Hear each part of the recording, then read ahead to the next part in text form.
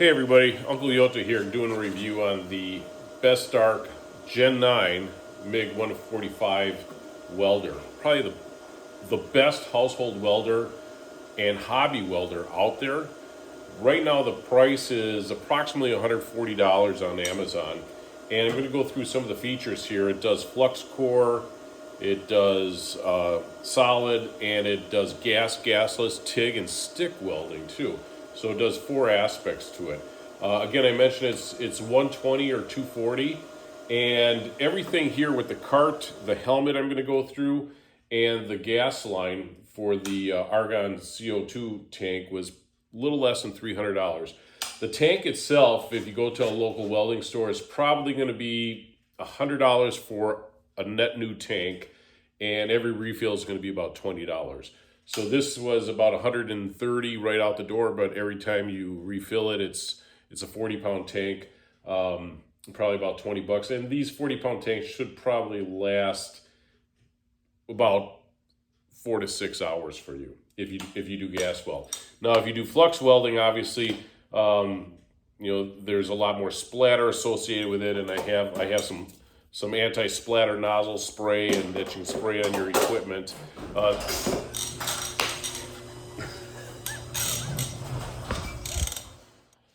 So let me show you a little bit about the controls here. So you have a 2T, if you can see that, and a 4T. Basically, that's just a trigger.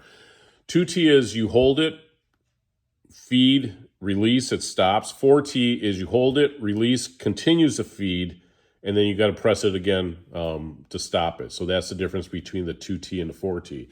The gas and the gasless, you can see you can alternate there. And you have a 30 wire here. If you go gasless, you have options to go 35 to 40. You can probably go down to 23 also. This has something called synergic identification, where it controls the speed and the amperage going through the machine. Now, obviously 110, you can't do very thick material, but it's enough for sheet metal and some basic household hobby work. And then obviously you can see here it has MIG, TIG, and stick welding too. And it's just easily scroll through that. You can see all the changes, and then it fans up. You can also change the voltage, the amperage by this dial, and it's a cool little feature all across the board. Probably without a doubt, one of the best little machines I've seen in a while. I'll open it up so you can see what it looks like inside. It's pretty straightforward. Gives you a chart on the various thickness of various steel and stainless that you can run through it. And right now I do have a solid core wire in it. I believe this is 30 wire. It does have a feed button going through. The gun is relatively decent size, and I got a metal tip on it right now because I was doing some gas welding. For what it is, it's decent home quality. The ground, or the earth, is good. It has a copper mounted teeth onto it with a strap between it. It's pretty heavy duty. Maybe on the thinner gauge, if you want, you can probably change to a bigger handle, but it does the job just fine. And I'm going to be showing a couple of welding videos here pretty soon. So some other equipment that I purchased were the gloves, the helmet, which is YesWelding helmet, auto darkening. It's a great helmet, about $40 on Amazon. Bought some splatter paint, or splatter shield, I should say. And then I have some solid core 23 gauge, and then I have some flux, and then I have some nozzle dip. And then the rest is basic tools that you probably would need, a brush, and then this is primarily for flux core to knock and chisel off the splatter from the flux.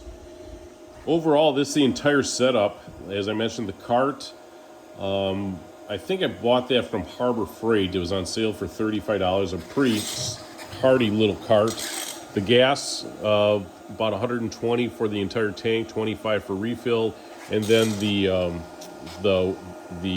measuring the pressure regulator here for the gas tank too. I bought that on Amazon. I think that was probably $20. It wasn't that expensive overall.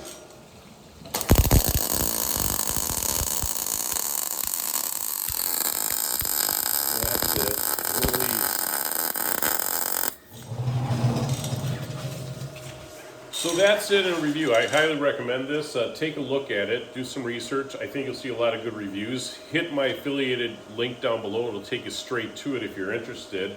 And I'm going to be doing a video a little later here on some